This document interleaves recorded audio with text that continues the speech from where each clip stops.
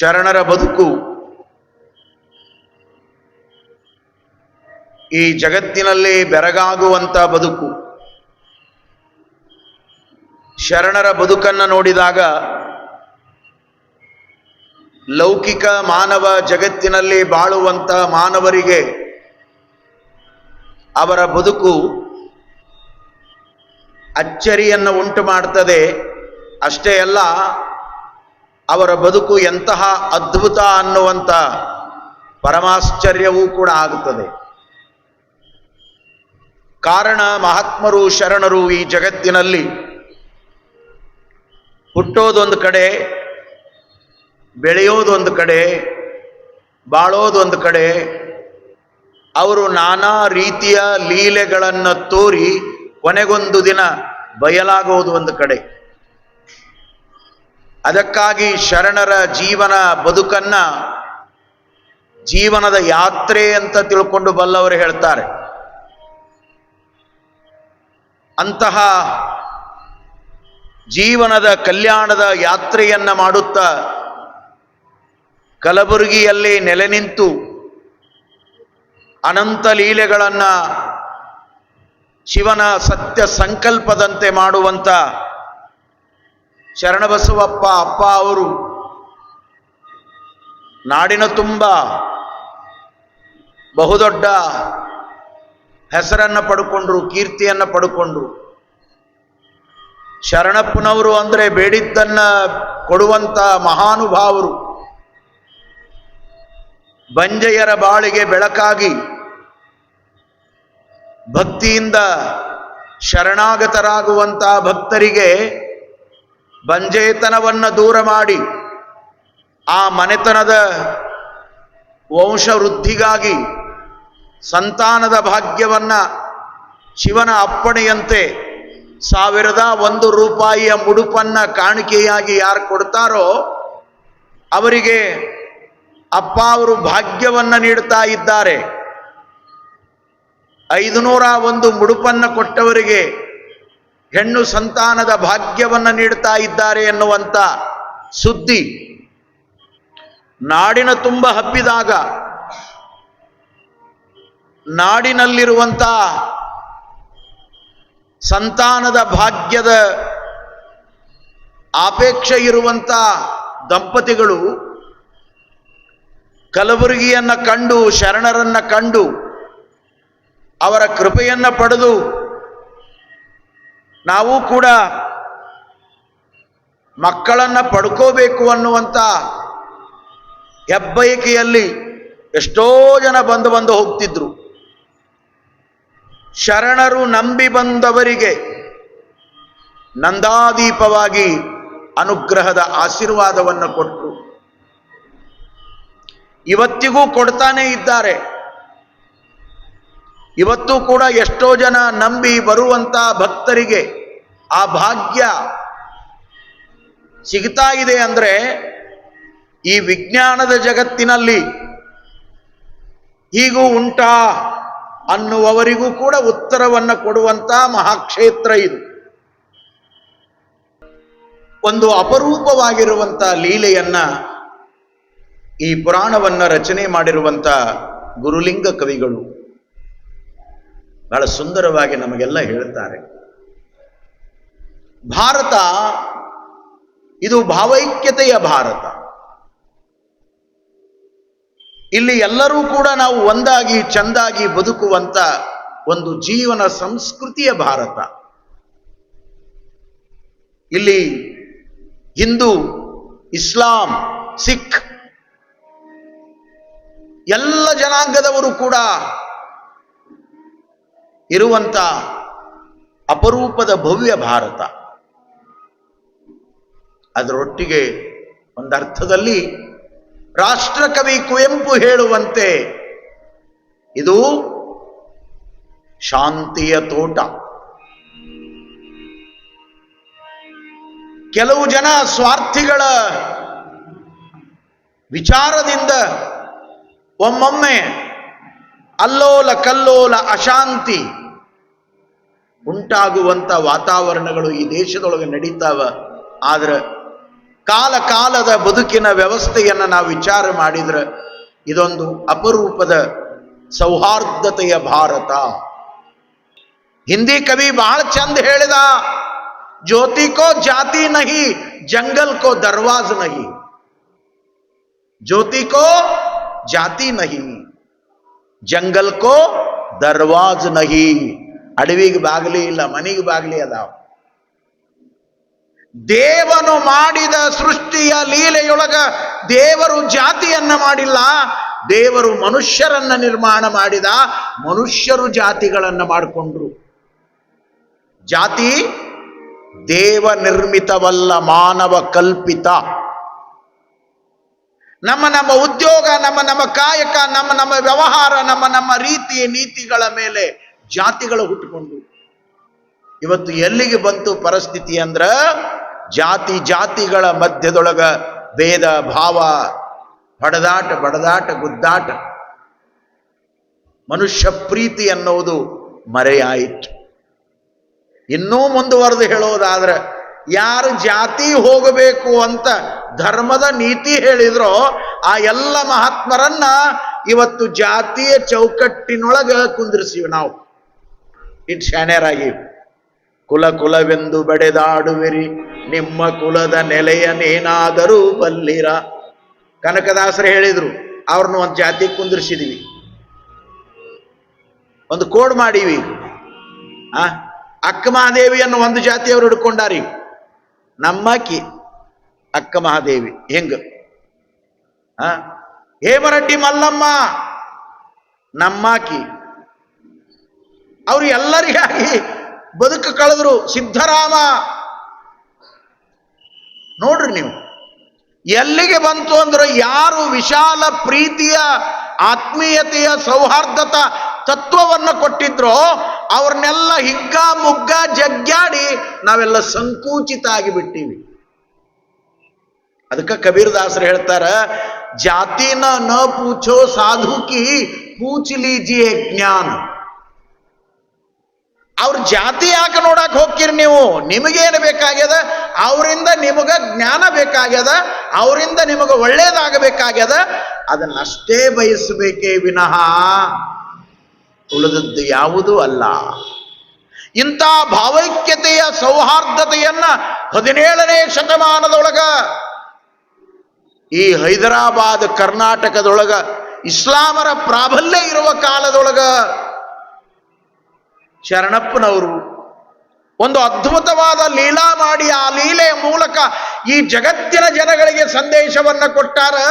ನಾವು ಒಂದಾಗಿ ಚಂದಾಗಿ ಸುಂದರವಾದ ಜೀವನವನ್ನ ಮಾಡಬೇಕೇ ವಿನಃ ಬೆಂಕಿ ಹಚ್ಚು ಕೆಲಸ ಮಾಡಬಾರದು ಅಂತ ಅಪ್ಪ ಅವರು ಲೀಲಾ ಮಾಡಿ ಸಂದೇಶ ಕೊಟ್ಟಾರ. ಎಷ್ಟು ವಿಚಿತ್ರ ನಡೆದದ ಜಗತ್ತಿನೊಳಗ. ಯಾರೋ ಮಾಡ್ತಾರ, ಏನೋ ಗಲಾಟೆ ಎಬ್ಬಿಸ್ತಾರ, ಅದ್ರೊಳಗ ಅಮಾಯಕರು ಸತ್ತು ಹೊಂಟಾರ. ಇವತ್ತು ದುರಂತ.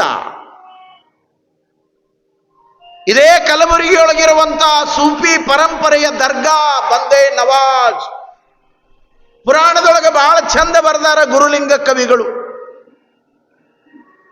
ಶರಣಪ್ಪನವರು ಬೆಳಗಿನ ಜಾವದ ಲಿಂಗಾರ್ಚನೆಯನ್ನು ಮುಗಿಸಿಕೊಂಡು, ಜಂಗಮ ದಾಸೋಹವನ್ನ ಮುಗಿಸಿಕೊಂಡು ಸಹಜವಾಗಿ ಅವರು ಕಲಬುರಗಿಯ ಓಣಿಗಳನ್ನ, ಕೇರಿಗಳನ್ನ ಚರ ಮೂರ್ತಿಯಾಗಿ ಜಂಗಮವಾಗಿ ಸಂಚಾರ ಮಾಡ್ತಿದ್ರು.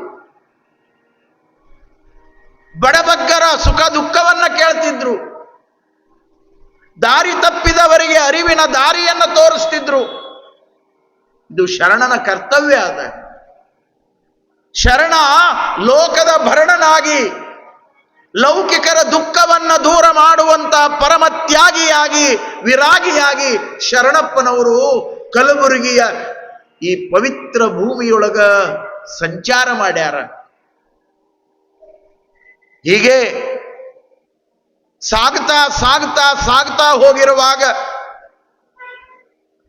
ಬಂದೇ ನವಾಜ್ ದರ್ಗಾದೊಳಗ ಬಂದೇ ನವಾಜರ ಉರುಸು, ಅದಕ್ಕೆ ಉತ್ಸವ, ವಿಶೇಷವಾದ ಆಚರಣೆಯನ್ನು ಮಾಡ್ತಾರ. ಇದು ಇಸ್ಲಾಮರಲ್ಲಿ ಕೇವಲ ಸೂಫಿ ಪರಂಪರೆಯವರು ಮಾತ್ರ ಇದನ್ನು ಮಾಡ್ತಾರೆ. ಸೂಫಿ ಪರಂಪರೆ ಅಂದ್ರ ಹಿಂದೂ ಮತ್ತು ಇಸ್ಲಾಂ ಎರಡನ್ನೂ ಕೂಡ ಭಾವೈಕ್ಯತೆಯಿಂದ ಒಪ್ಪಿಕೊಂಡು ಬದುಕುವಂತ ಒಂದು ಜೀವನದ ಸಂಸ್ಕೃತಿ ಅದು.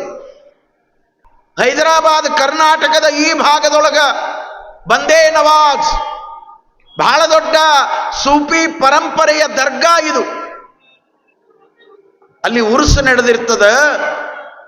ಉರುಸು ಮಾಡುವ ಕಾಲದೊಳಗ ಆ ಗೋರಿಗಳಿಗೆ, ಆ ಸಮಾಧಿಗಳಿಗೆ ಗಂಧದ ಲೇಪನವನ್ನ ಮಾಡ್ತಾರ. ಅದಕ್ಕ ಅಚಡ ಹಚ್ತಾರ, ಅದಕ್ಕ ಹೂವಿನ ಮಂಟಪವನ್ನ ಹಾಕ್ತಾರ, ಅಲ್ಲಿ ವಿಶೇಷವಾಗಿರುವಂತ ಧೂಪದ ಹೊಗೆಯನ್ನ ಹಾಕ್ತಾರ, ಅಲ್ಲಿ ಪ್ರಾರ್ಥನೆಯನ್ನ ಮಾಡ್ತಾರ. ಭಕ್ತಾದಿಗಳು ತಮ್ಮ ಭಾವಭಕ್ತಿಯನ್ನ ಆ ಪವಿತ್ರವಾಗಿರುವಂತ ಸೂಫಿ ಸಂತರ ಗೋರಿಗಳಿಗೆ ಅರ್ಪಣಾ ಮಾಡ್ತಾರೆ. ಅಲ್ಲಿ ತತ್ವ ಪದಕಾರರಾಗಿರುವಂತವರು ಖವಾಲಿಗಳನ್ನು ಹಾಡ್ತಾರೆ. ಇದೆಲ್ಲ ಸೂಫಿ ದರ್ಗಾಗಳಲ್ಲಿ ಇವತ್ತು ಕೂಡ ನಡೆಯುವಂತಹದ್ದು. ಬಂದೇ ನವಾಜ್ ದರ್ಗಾಕ್ಕೆ ಹೋಗ್ಯಾರ, ಉರುಸು ನಡೆದದ. ಸಹಜ, ಶರಣರಿಗೆ ಜಾತಿ ಇಲ್ಲಲ್ಲ, ಅವರು ಪ್ರೀತಿಯೊಳಗ ಸಹಜ ಸಹಜ ಸಹಜ ಒಳಗೆ ಹೋಗ್ಯಾರ. ಒಳಗೆ ಹೋದ್ಗಳೇನೆ ಒಬ್ಬ ಅಜ್ಞಾನಿ ಇದ್ನಲ್ಲ ಅಲ್ಲಿ, ಅವ ಅಂದ, ತುಮ್ ಕೌನು ಹೋ, ಗೊತ್ತೇ ಇದ್ದಿಲ್ಲ ಯಾರು ಅಂತ. ಇವರು ಬಿಳಿ ವಸ್ತ್ರ, ಇವರು ಪೇಟ, ಕೊರಳಲ್ಲಿ ರುದ್ರಾಕ್ಷಿ ಮಾಲೆ, ಅಂಗದ ಮೇಲೆ ಲಿಂಗ, ಹಣೆ ತುಂಬ ಶ್ರೀ ವಿಭೂತಿ, ಶಿವನಾಮ ಸ್ಮರಣೆಯನ್ನ ಮಾಡ್ತಾ ಮುಗ್ಧ ಶರಣಪ್ಪ ಒಳಗಡೆ ಪ್ರವೇಶ ಮಾಡಿದಾಗ, ಅರೇ ತುಮ್ ಹಿಂದೂ ಹೈ ಯಾ ನಹಿ ಆನಾ, ಚಲೋ ಚಲೋ ಬಹರ್ ಅಂದವ. ನೀವು ಒಳಗೆ ಬರಬಾರದು, ಹೊರಗೆ ನಡೀರಿ, ನಮ್ಮ ಉರುಸು ನಡೆದದ. ಗೋರಿಗೆ ಗಂಧವನ್ನ ಲೇಪನ ಮಾಡುವ ಕಾಲದೊಳಗೆ ನಾವಟ್ಟ ಇರಬೇಕು, ನೀವ್ಯಾರು ಬರಬಾರ್ದು. ಅವ ಮುಖ್ಯ ಮೌಲ್ವಿ ಏನಿದ್ದ, ಅವ ಅಂದ, ಕ್ಯಾ ದೇಖ್ ರೇ ರೇ, ಇಸೆ ಬಾರ್ ನಿಕಾಲೋ, ಏ ಹಿಂದೂ ಹೈ, ಇವನ್ ಯಾಕೆ ಒಳಗೆ ಕರ್ಕೊಂಡಿರಿ, ಹೊರಗೆ ಕಳಿಸ್ರಿ ಅಂದವ ಅಜ್ಞಾನಿ. ಶರಣಪ್ಪನವ್ರು ನಗುತ್ತಾರ. ಯಾವಾಗ ಹಿರಿಯ ಮೌಲ್ವಿ ಹೇಳ್ಯಾನ ಅಂದ ತಕ್ಷಣವೇ ಚಲೋ ಚಲೋ ಬಹರ್ ಚಲೋ ಅಂತ ಅವರು ಶರಣಪ್ಪನವ್ರನ್ನ ದಬ್ಕೋತ ದಬ್ಕೋತ ದಬ್ಕೋತ ಹೊರಗೆ ಬಂದು ದರ್ಗಾದ ಬಾಗಲ ಹಾಕ್ತಾರ. ನೀವು ಬರೇ ಕಟಗಿ ಬಾಗಲ ಮುಚ್ಚವ್ರ ಅಷ್ಟ, ಶರಣರು ಹೃದಯ ಬಾಗಿಲನ್ನು ತಟ್ಟುವವರದಾರ, ಅಂತರಂಗಕ್ಕ ಜ್ಞಾನದ ಬೆಳಕನ್ನ ಚೆಲ್ಲುವವರು ಶರಣರದಾರ. ಹಿಂಗ ಬಾಗಲ ಹಾಕಿ ಅವರು ಗಂಧ ಲೇಪನ ಮಾಡುವಾಗ ಮತ್ತ ಒಂದು ಕ್ಷಣದೊಳಗ ಹಾಕಿದ ಬಾಗಲ ಹಾಕಿದಂಗ ಅದ ಶರಣಪ್ಪನವ್ರು ಒಳಗದಾರ. ಶರಣಪ್ಪನವ್ರು ಒಳಗದಾರ. ಒಳಗಿದ್ದಷ್ಟೇ ಅಲ್ಲ, ಅವ ಏನು ಮೌಲ್ವಿ ಅದಕ್ಕೆ ಗಂಧ ಲೇಪನವನ್ನ ಮಾಡ್ತಾ ಇದ್ದ, ಅವನ ಸನಿಹಕ್ಕೆ ಹೋಗಿ ಹೇಳ್ತಾರ, ಇಲ್ಲಿ ಬರೋಬರಿ ಹಚ್ಚಿಲ್ಲ ನೋಡ್ರಿ ಗಂಧ, ಇಲ್ಲಿ ಬರೋಬರಿ ಹಚ್ಚಿಲ್ಲ ಅಂದ್ಗಳು ಅವ ತಿರುಗಿ ನೋಡಿದ ಹಿಂಗ ಉತ್ಸಾಹ, ಕೈ ನಡಗಾಕ್ ಶುರುವಾದವು ಅವಂಗ. ಯಾಕಂದ್ರೆ ಸ್ವತಃ ಖುದ್ದಾಗಿ ತಾನೇ ನಿಕಾಲೋ ಅಂತ ಹೇಳಿ ಹೊರಗೆ ಹಾಕ್ಸ್ಯಾನ, ಬಾಗಲ ಮುಚ್ಚಾನ. ಮುಚ್ಚಿದ ಬಾಗಲ ಮುಚ್ಚಿದಂಗ ಅದ ಶರಣಪ್ಪನವ್ರ ಮಗ್ಗಲ್ ನಿಂತಾರಂದ್ರೆ ಎಷ್ಟು ಬೆರಗಾಗಿರ್ಬೇಕವ. ಅವ ಬೆರಗಾಗಿ ಶರಣಪ್ಪನವರಿಗೆ ವಾಲೇಕುಮ್ ಸಲಾಂ ಸಲಾಂ ಹೊಡೆದಂತ, ಮಾಫ್ ಕರೋ ತುಮ್ ಬಂದೇ ನವಾಜ್ ಭಗವಾನ್ ಹೈ ಅಂತ ನಮಸ್ಕಾರ ಮಾಡಿದ್ನಂತ. ಬಾಗ್ಲ ತೆಗಿಸ್ತಾನ, ಎಲ್ಲರನ್ನು ಕರೀತಾನ, ಈ ನಡೆದ ಲೀಲಾ ಹೇಳ್ತಾನ. ಆವಾಗ ಎಲ್ಲರೂ ಬೆರಗಾಗಿ ಕೈ ಮುಗಿದು ನಿಲ್ತಾರೆ. ಮೌಲ್ವಿ ಹೇಳ್ತಾನ, ए बहुत बड़ा आदमी है, ए भगवान है, अल्लाह है, खुदा है. ಏನೆಲ್ಲ ವರ್ಣನೆಯ ಮಾತುಗಳನ್ನು ಹೇಳಿದಾಗ ಶರಣಪ್ಪನವರು ನಗುತ್ತಾ ನಿಂತರು. ಶರಣಪ್ಪನವರು ಆ ಎಲ್ಲ ಇಸ್ಲಾಂ ಬಂಧುಗಳಿಗೆ ಉಪದೇಶವನ್ನ ಮಾಡಿದ್ರಂತ. ದರ್ಗಾದೊಳಗ ಆ ಪರಂಪರೆ ಇವತ್ತಿಗೂ ಕೂಡ ನಡ್ಕೊಂಡು ಬಂದದ.